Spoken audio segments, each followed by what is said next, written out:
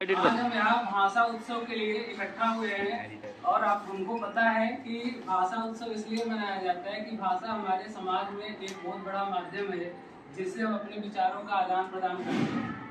हम सब्जेक्ट के रूप में भी कम्युनिकेशन अंग्रेजी में पढ़ते हैं जो कि संचार का कारण बनता है और संचार से मनुष्य अपने विचारों को भली भांति प्रेषित कर सकता है। इसी को देखते हुए भारत सरकार और दिल्ली सरकार दोनों ने एक मुहिम स्टार्ट किया है कि भाषा उत्सव होना चाहिए और सभी भाषाओं के जो सामान्य प्रचलित शब्द हैं वह एक दूसरी भाषाओं के लोगों को पता होना चाहिए। तो इसलिए हम लोग उसकी बारीकियों को और उसके सामान्य चीज़ों को, इसलिए कि हमारा देश पता है कि विभिन्न भाषाओं के कारण, बोलियों के कारण, परंपराओं के कारण, त्योहारों के कारण थोड़ा अलग है, अनेकता है, लेकिन उसी अनेकता में हमको एकता स्थापित करनी है। इसलिए हम भाषा उत्सव मनाने जा रहे हैं। तो आज हमारे सामने तमिल के बहुत बड़े कवि हैं जिनको महाकवि की श्रेणी में रखा गया है, उनको ये उपाधि दी गई है। सुब्रमण्य भारती जी हैं।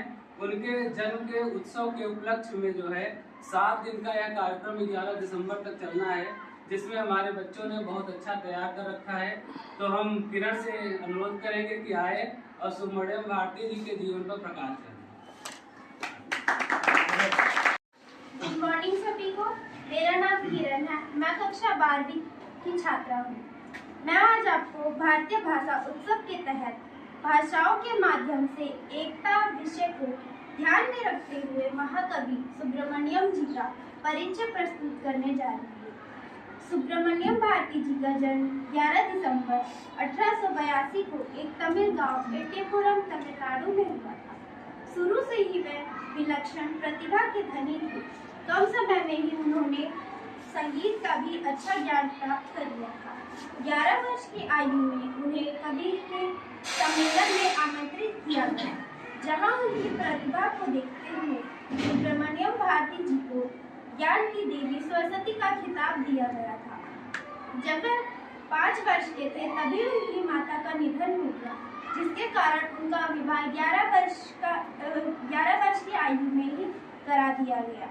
तब वह अपनी बुआ के पास वाराणसी गए, जहां उनका परिचय अध्यात्म और राष्ट्रवाद से हुआ। इसका उनके जीवन पर काफी प्रभाव पड़ा। उनकी सोच में काफी परिवर्तन आया। 4 साल काशी में भारती जी ने संस्कृत, हिंदी और अंग्रेजी भाषा का अध्ययन किया। अंग्रेजी भाषा के कवि शैली से वह विशेष प्रभावित हुए। सुब्रमण्यम भारती जी ने एट्टीपुरम में शैलियन नामक से संस्था बनाई। शैलियन दास नाम से उनके रचनाएं लिखी। काशी में उनका संपर्क भारतेंदु हरिश्चंद्र द्वारा निर्मित हरिश्चंद्र मंडल से रहा। भारती जी ने 1907 की ऐतिहासिक सूरत कांग्रेस सम्मेलन में शामिल हुए थे, जिसने नरम दल और गरम दल के बीच की तस्वीर स्पष्ट कर दी।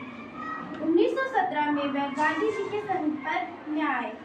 1920 के असहयोग आंदोलन में भी उन्होंने भाग लिया। सुब्रमण्यम भारती जी ने माता पिता को खोने के दुख को अपने काव्यों में डाल दिया। इससे उनकी प्रसिद्धि चारों ओर फैल गई। स्थानीय सामान्य के दरबार में उनका सम्मान हुआ और उन्हें भारती की उपाधि दी गई और उन्हें सम्मानित किया गया। धन्यवाद। मैं बुशरा बाली आपकी छात्रा हूँ। आज मैं भारतीय भाषा उत्सव के क्रम में 11 दिसंबर को महाकवि सुब्रमण्यम भारती के जन्मोत्सव के उपलक्ष्य में आज एक कविता सुनाने जा रही हूँ। इस कविता का शीर्षक एक विश्व की हत्या है। इसके रचयिता कुंवर नारायण है। अब की घर लौटा तो देखा वह नहीं था, वही बूढ़ा चौकीदार वृक्ष जो हमेशा मिलता था घर के दरवाजे पर तैनात।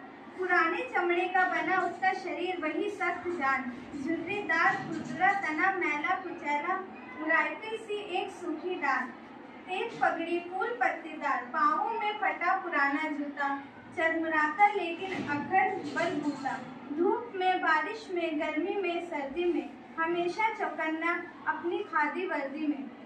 दूर से ही ललकारता कौन, मैं जवाब देता दोस्त, और पल भर को बैठ जाता उसकी ठंडी छांव में। दरअसल शुरू से ही था हमारे अंदेशों में कहीं एक जानी दुश्मन की घर के बचाना है लुटेरों से, शहर को बचाना है नादिरों से, देश को बचाना है देश के दुश्मनों से, बचाना है नदियों को नालों हो जाने से, हवा को धुआं हो जाने से, खाने को जहर हो जाने से, बचाना है जंगल को मरुस्थल हो जाने में, बचाना है मनुष्य को जंगल हो जाने से। धन्यवाद।